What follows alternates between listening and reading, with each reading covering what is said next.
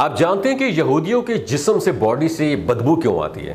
دوستو، بنی اسرائیل کے وہ 70,000 مرد کون تھے جو ایک دن ایک ساتھ سب مر گئے اور پھر ایک دن ایک ساتھ سب دوبارہ زندہ ہو گئے؟ ان کو اللہ رب العزت کے کس نبی نے دوبارہ زندہ فرمایا تھا؟ حضرت حزقیل علیہ السلام کون تھے اور ان کا انتہائی حیران کن واقعہ قرآن مجید فرقان حمید نے کن الفاظ میں بیان کیا؟ آج ہماری موضوع ہوگا ویڈیو کا یہی۔ آپ نے ہماری ویڈیو کے آخر تک ہمارے ساتھ رہنا ہے، بہت شکریہ۔ دوستو، آج ہم آپ کو حضرت حزقیل علیہ السلام کے حوالے سے ایمان افروز معلومات فراہم کریں گے۔ قرآن مجید کی سورہ بقرہ میں ارشاد ہے کہ کیا تم نے انہیں نہیں دیکھا جو ہزاروں کی تعداد میں تھے اور موت کے ڈر کے مارے اپنے گھروں سے نکل کھڑے ہوئے؟ اللہ تعالیٰ نے انہیں فرمایا کہ مر جاؤ، پھر انہیں زندہ کر دیا۔ بے شک اللہ تعالیٰ لوگوں پر بڑا فضل کرنے والا ہے، لیکن اکثر لوگ ناشکرے ہیں۔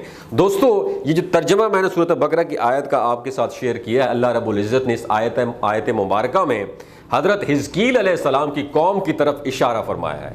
حضرت حزقیل علیہ السلام حضرت موسیٰ علیہ السلام کے تیسرے خلیفہ تھے جو منصب نبوت پر سرفراز کیے گئے۔ حضرت موسیٰ علیہ السلام کی وفات اقدس کے بعد آپ کے خلیفہ اول حضرت یوشع بن نون علیہ السلام ہوئے، جن کو اللہ تعالیٰ نے نبوت عطا فرمائی۔ اس کے بعد حضرت کالب بن یوحنا علیہ السلام اس حضرت موسیٰ علیہ السلام کی خلافت سے سرفراز ہو کر مرتبہ نبوت پر فائز ہوئے۔ پھر ان کے بعد حضرت حزقیل علیہ السلام حضرت موسیٰ علیہ السلام کے جانشین اور نبی ہوئے۔ آپ علیہ السلام کا لقب ابن العجوز، جس کا معنی ہے بڑھیا کے بیٹے، اور آپ ذوالکفل بھی کہلاتے ہیں۔ ابن العجوز کہلانے کی وجہ یہ ہے کہ یہ اس وقت پیدا ہوئے تھے جبکہ ان کی والدہ ماجدہ بہت بوڑھی ہو چکی تھی اور ان کی والد جو ہے نا وفات پا چکے تھے۔ اور آپ کا لقب ذوالکفل اس لیے ہوا کہ آپ نے اپنی کفالت میں لے کر 70 انبیاء کرام کو قتل ہونے سے بچا لیا تھا، جن کے قتل پر یہودی قوم آمادہ ہو گئی تھی۔ پھر یہ خود بھی خدا کے فضل و کرم سے یہودیوں کی تلوار سے بچ گئے تھے اور برسوں زندہ رہ کر اپنی قوم کو ہدایت فرماتے رہے۔ 70,000 مردوں کے زندہ ہونے کا واقعہ بنی اسرائیل کی ایک جماعت جو حضرت حزقیل علیہ السلام کے شہر میں رہتی تھی، شہر میں طاعون کی وبا پھیل جانے سے ان لوگوں پر موت کا خوف سوار ہو گیا اور یہ لوگ موت کے ڈر سے سب کے سب شہر چھوڑ کر ایک جنگل میں بھاگ گئے اور وہیں رہنے لگے۔ تو اللہ تعالیٰ کو ان لوگوں کی یہ حرکت بہت زیادہ ناپسند ہوئی، چنانچہ اللہ تعالیٰ نے ایک عذاب کے فرشتے کو اس جنگل میں بھیج دیا، جس نے ایک پہاڑ کی آڑ میں چھپ کر اور چیخ مار کر بلند آواز سے یہ کہہ دیا، موتو، یعنی تم سب مر جاؤ۔ اور اس غضبناک اور بھیانک چیخ کو سن کر بغیر کسی بیماری کے اچانک یہ سب کے سب مر گئے، جن کی تعداد 70,000 تھی۔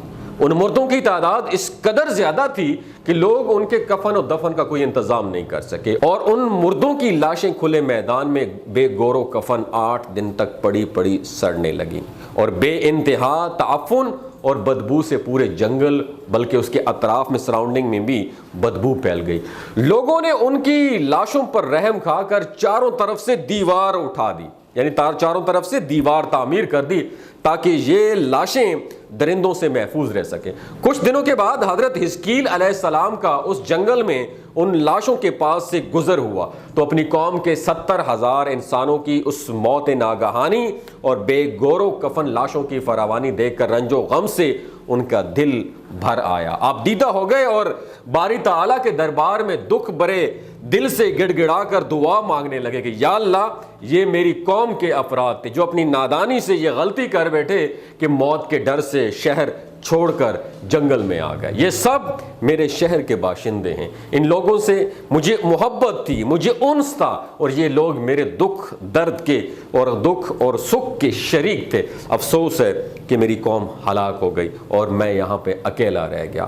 اے میرے رب، یہ وہ قوم تھی جو تیری حمد و ثنا بیان کرتی تھی اور تیری توحید کا اعلان کرتی تھی اور تیری کبریائی کا خطبہ پڑھتی تھی۔ آپ بڑے سوز دل کے ساتھ اس دعا میں مشغول تھے کہ اچانک آپ پر وحی اتر پڑی کہ اے حزقیل علیہ السلام، آپ ان بکھری ہوئی ہڈیوں سے فرما دیجئے کہ اے ہڈیوں، بے شک اللہ تعالیٰ تم کو آرڈر دیتا ہے، حکم فرماتا ہے کہ تم اکٹھا ہو جاؤ۔ اور یہ سن کر بکھری ہوئی ہڈیوں میں حرکت پیدا ہوئی اور ہر آدمی کی ہڈیاں جمع ہو کر ہڈیوں کے ڈھانچے بن گئے۔ اور پھر وہی آئی کہ اے حزقیل علیہ السلام آپ فرما دیجئے کہ اے ہڈیوں تم کو اللہ کا یہ حکم ہے کہ تم گوشت پہن لو۔ اور یہ کلام سنتے ہی فوراً ہڈیوں کے ڈھانچوں پر گوشت پوست چڑھ گئے۔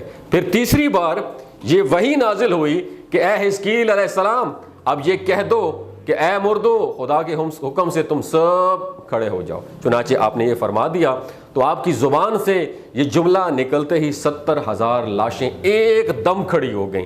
پھر یہ سب لوگ جنگل سے روانہ ہو کر اپنے شہر میں آ کر دوبارہ آباد ہو گئے اور اپنی عمروں کی مدت بھر جتنی اللہ نے ان کو عمر عطا فرمائی تھی زندہ رہے۔